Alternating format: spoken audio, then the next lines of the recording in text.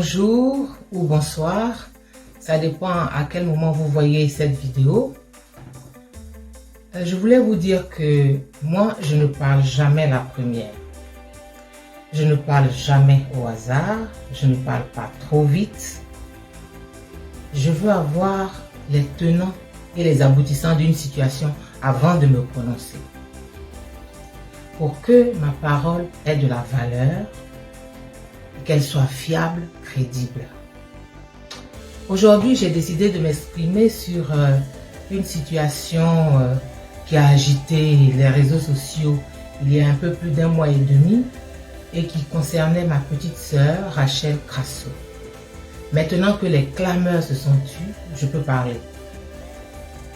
Qu'est-ce qui s'est passé? Le vendredi 10 janvier 2020, Rachel m'a informé qu'une plainte avait été déposée contre elle par le président Laurent Gbagbo, au motif qu'elle aurait publié son adresse sur Facebook. J'étais un peu surprise, j'avais des doutes, mais bon.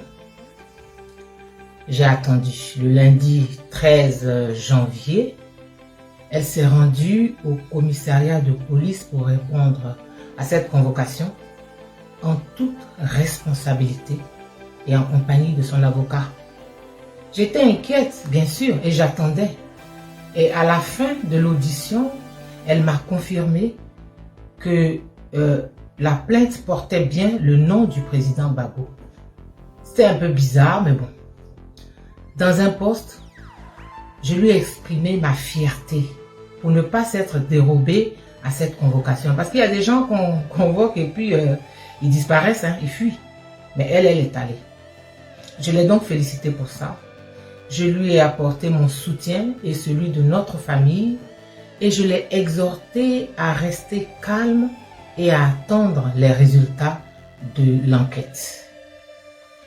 Mais comme toujours, ça a tout de suite été la foire aux injures et au dénigrement de la part de certains gores.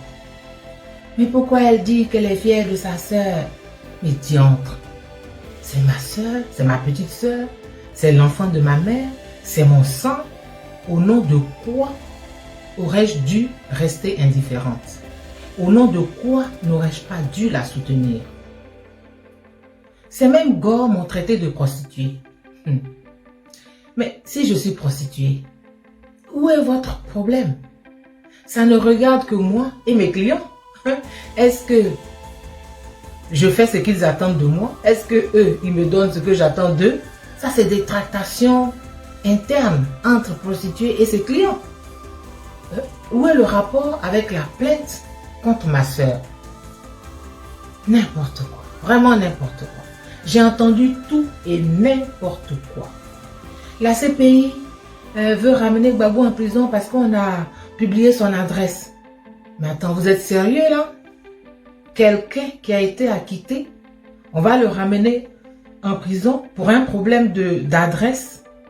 Et il y a des gens pour croire ce genre de fable. C'est pathétique parfois, quoi.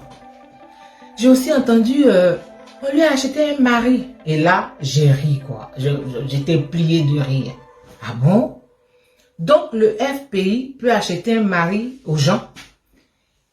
Et puis toi, la militante zélée, là, tu n'es pas mariée. Le FPI n'a pas acheté un mari pour toi.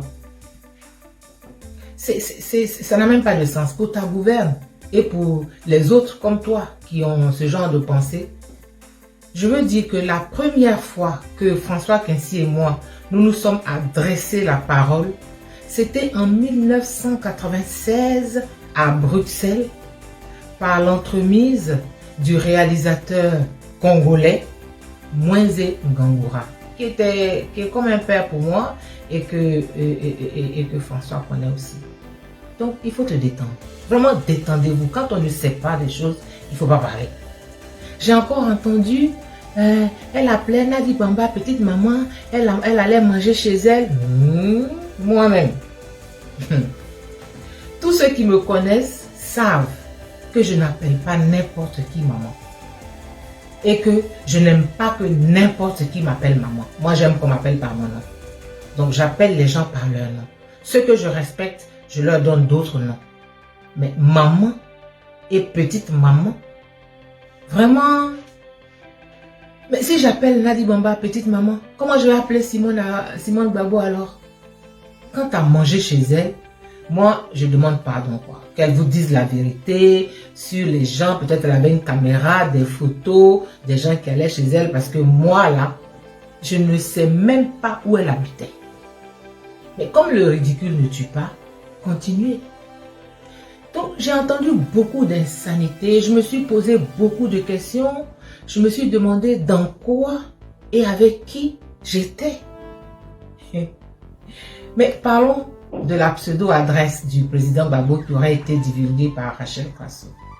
Et je vais vous dire tout de suite et tout net que cette adresse n'est pas l'adresse du président Gbagbo. Et je vais vous expliquer pourquoi. Premièrement, au moment où Rachel publiait cette adresse, qui était même une réponse à la publication de son adresse à elle sur les réseaux sociaux et aux attaques de Nadi Bamba contre moi, donc au moment où Rachel répond en publiant l'adresse de Nadi Bamba, nous étions en décembre 2019. Et cette adresse, elle est dans l'annuaire téléphonique de Belgique.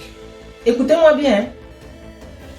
Dans l'annuaire téléphonique de Belgique de l'année 2019, au nom de Nadiani Bamba, avec même son numéro de téléphone fixe et l'adresse.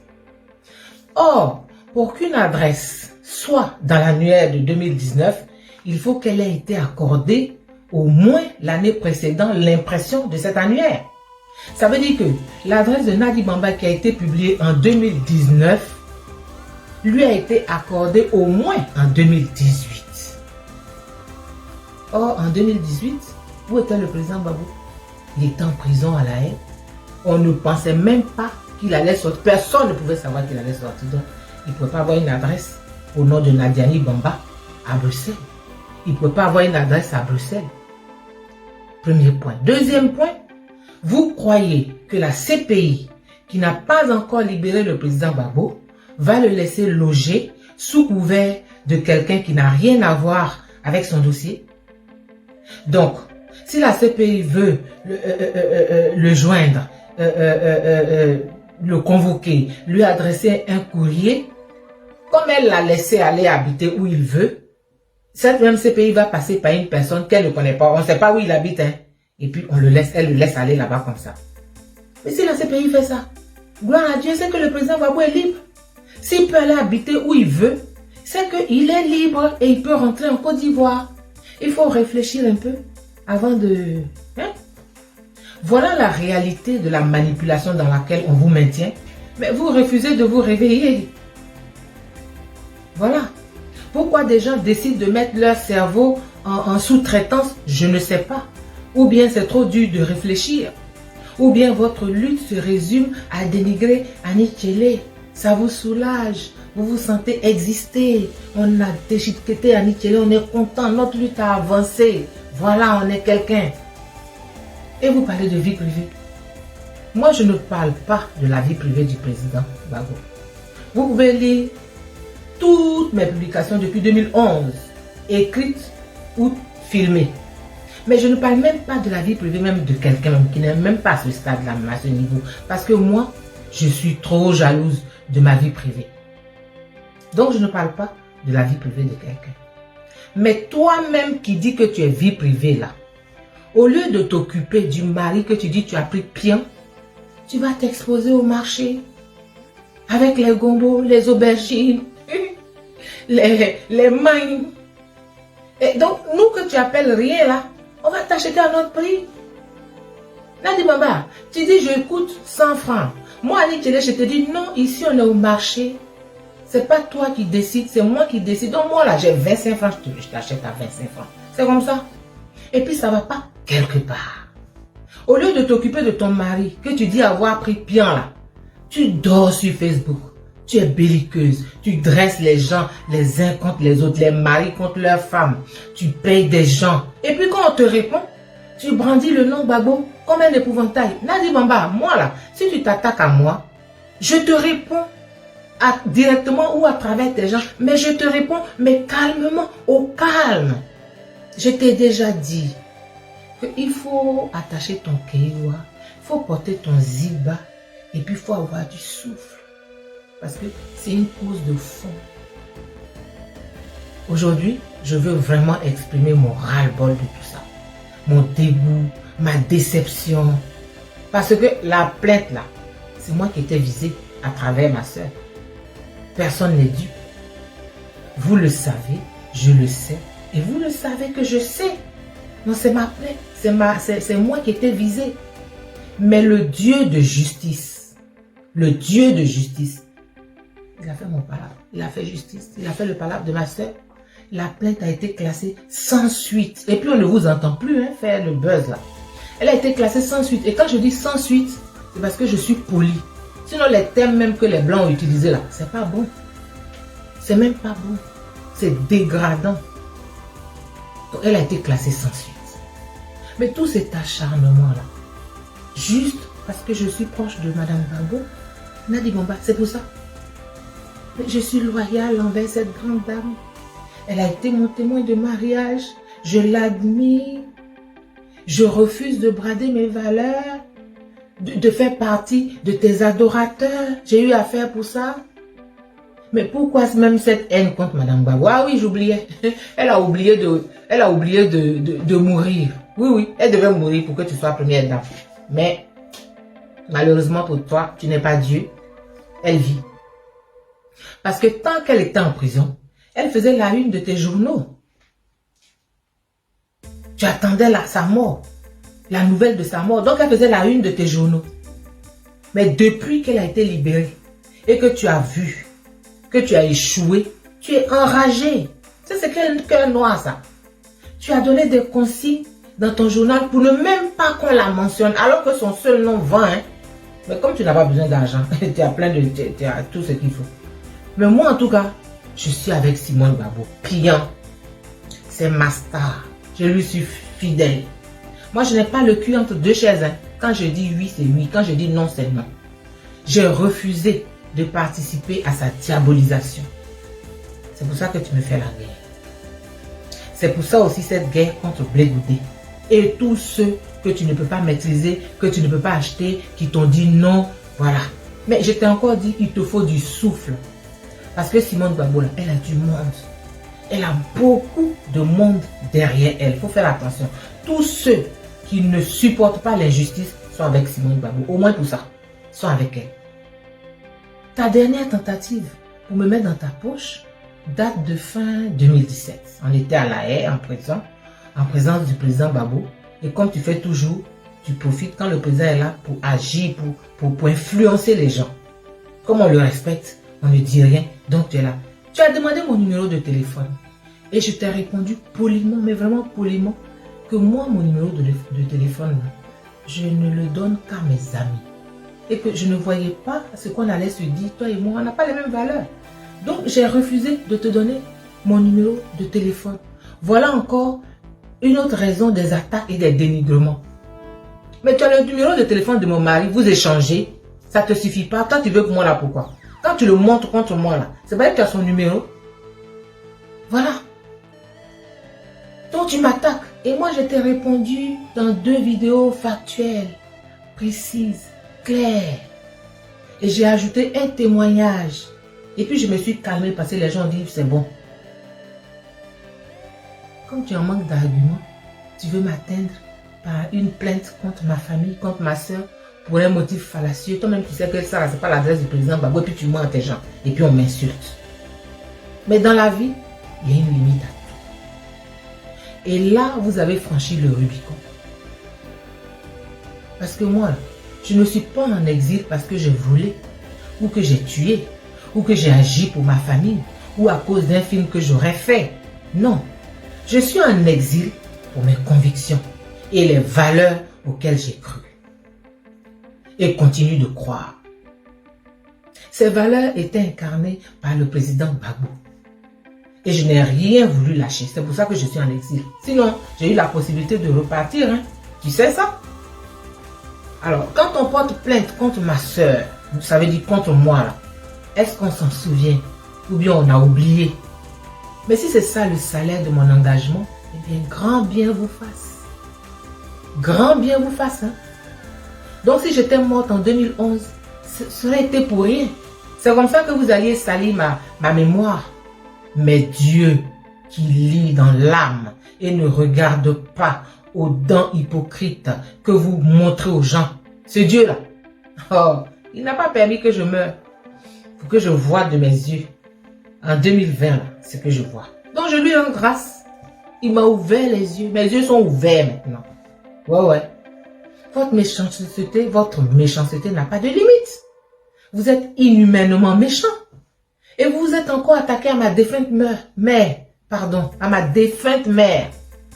Mais comme on est dans la partie où on porte plainte, on y va. Hein? Moi, ma petite sœur Rachel, là, elle est en Côte d'Ivoire en ce moment. Elle a identifié certains de vos zélés qui vont répondre, qui ont déjà commencé à répondre de leurs écrits offensants envers notre mère devant la justice. Je la soutiens. Je l'encourage totalement dans cette démarche. C'est moi seul qui peux dire à Rachel, il faut arrêter, puis elle arrête. Mais je ne vais pas dire ça. On va aller jusqu'au bout. Jusqu'au bout, là. On va aller jusqu'au bout. Il y a un organisme là, de la cybercriminalité en Côte d'Ivoire qui a été créé par le gouvernement. Là. Elle s'est adressée à eux. C'est un très bon instrument, ça. Parce que trop, c'est vraiment trop. N'importe qui se lève pas. Tchapa, sur la vie des gens. Parce qu'il est derrière un clavier. Donc, je la soutiens. Et à ce stade, je vais m'adresser à 2 personnes. Normalement, moi, quand je ne connais pas quelqu'un, je le vois. Mais ces 2-là ne méritent même pas mon respect.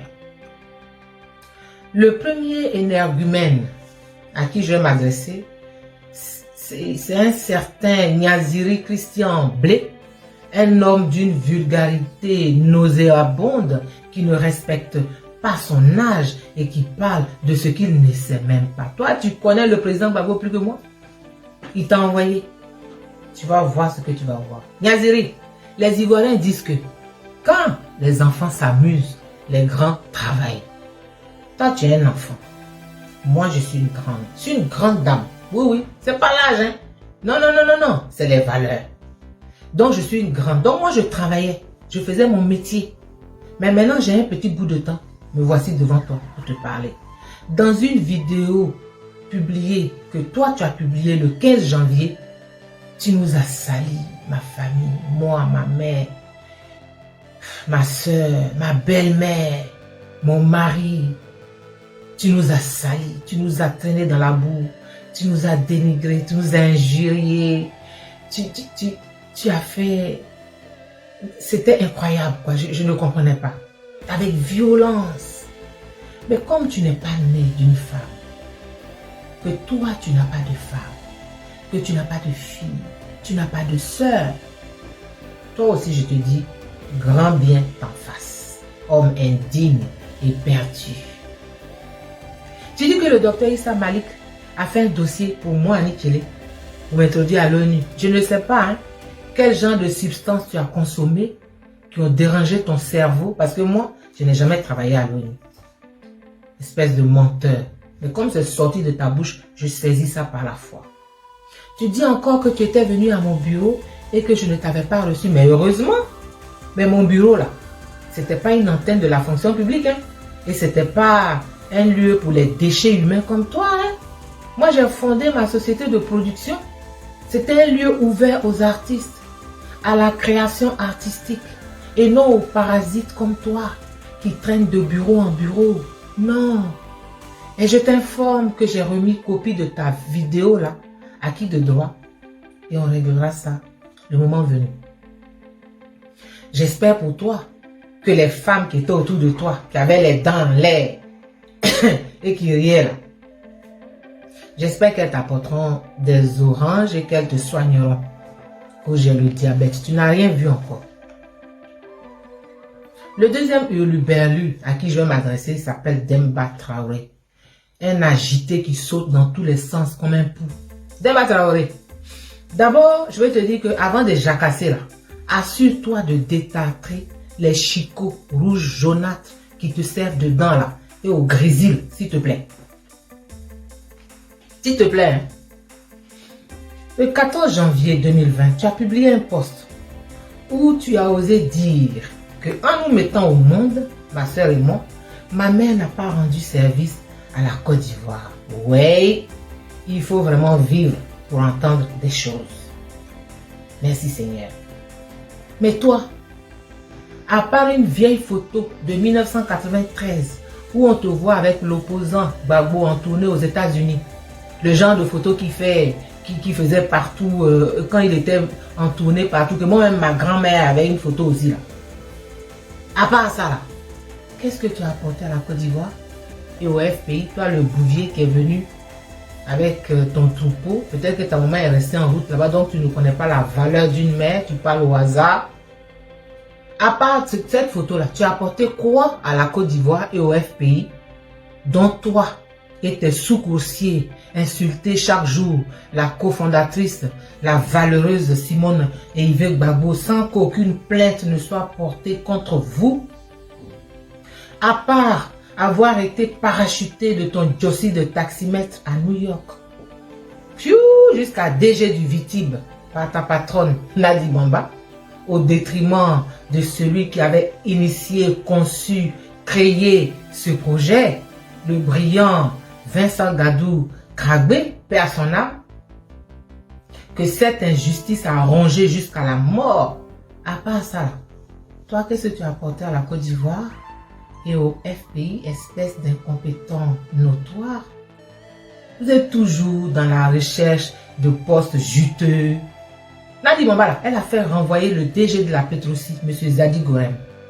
Et puis elle a fait nommer à sa place son beau-frère Kassou, le mari de sa grande soeur, sa propre grande soeur Alima. Son mari là, elle l'a pris, puis elle l'a mis là-bas. Tout ça là, tous les postes jutés pour ramasser l'argent. Juteux pour ramasser l'argent. Vous devez rendre compte à la Côte d'Ivoire. Ça va venir.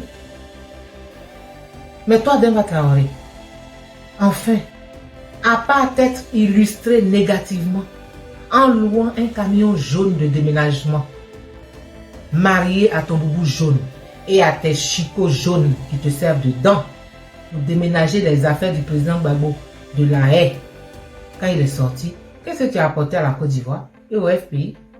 Espèce de minable heureux.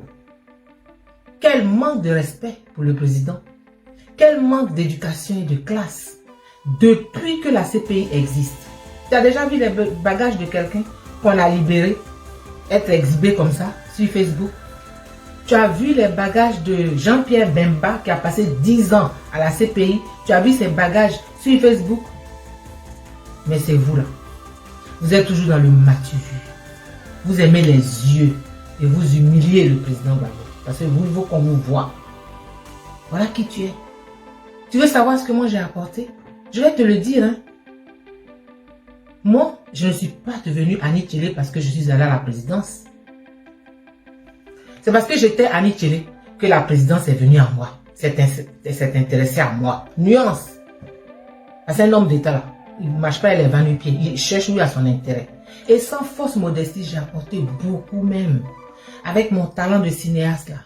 J'ai réalisé des films pour retracer le combat du président Gbagbo. Mettre en exergue son programme de gouvernement. J'ai réalisé décentralisation, enjeux et bilan. Un homme, une vision. Et puis j'ai réalisé Zepin, le seul film qui existe de son papa. Ouais, quand il est mort. Je l'ai fait à mes frais. C'était ma participation. Là où vous, là, quand vous toussez seulement, là, il vous faut des valises, des mallettes d'argent, espèce de militants alimentaires. François Pensy et moi, on a fait la chanson Un bisou pour Gbagbo. On était à un festival. Ouais. Et puis on a fait ça. Avec la participation de 45 artistes. En tant qu'animatrice, j'ai animé des émissions pour donner de l'espoir aux Ivoiriens pendant la crise. J'ai animé On est ensemble. J'ai animé Entre nous, Objectif Paix. J'ai produit Raison d'État. Voilà ce que j'ai fait. Comme patriote, avec notre chef Charles Blé Goudé, oui, et des millions d'Ivoiriens. Nous nous sommes battus, nous avons résisté les mains nues.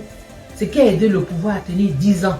Et ce qui vous a permis de remplir vos panses, avec vos bouches, vos mains, vos pieds, vous avez mangé. Donc il faut respecter les gens. Tu peux te comparer à moi? On se connaît. On s'est déjà rencontrés. On s'est déjà parlé. Non, mais tu mens. Tu dis, elle est venue me voir de la part du président. Moi-même, dans tes rêves, hein, pauvre type. Que Blé Goudé voulait voler son film. Il a été produit. Elle n'a pas de droit. Mais comment on fait pour voler un film? Et c'est toi qui l'as produit? C'est une fondation africaine qui a produit le film là, sur la vie du président. Un homme, une vision. Vous étiez tous là, vous bouffiez son argent, mais personne n'y a pensé. Et je parle de droits d'auteur que j'ai abandonné, que j'ai cédé, de droits de réalisation que j'ai cédé pour que le film soit disponible sur Facebook là et que tout le monde puisse en profiter. C'est de ça que je parle. Analphabète culturel. Quand on ne sait pas, on se renseigne. Toi, tu vas parler de ma mère, mais c'est vous qui m'avez demandé de ne pas aller l'enterrer, non? Ils vont t'humilier, t'arrêter, te tuer. J'ai serré les dents. J'ai accepté quand vous avez demandé. Et pourtant, je n'ai bénéficié d'aucun soutien, ni matériel, ni moral de votre part. Là où de nombreux Ivoiriens se sont mobilisés autour de ma famille pour nous aider à pleurer notre mère. C'est cette mère-là que vous couvrez d'injures aujourd'hui. C'est cette mère-là que Demba Traoré, tu traînes dans la boue aujourd'hui. Même les valeurs élémentaires de l'Afrique, vous les avez perdues. En Afrique, là, on n'insulte pas les morts. Mais tout ça, là, vous avez perdu. Vous êtes tombé sur la tête. Donc, j'ai fait tout ça, là, pour nous traîner, ma soeur et moi, dans les commissariats de France en 2020. C'est méchant, hein?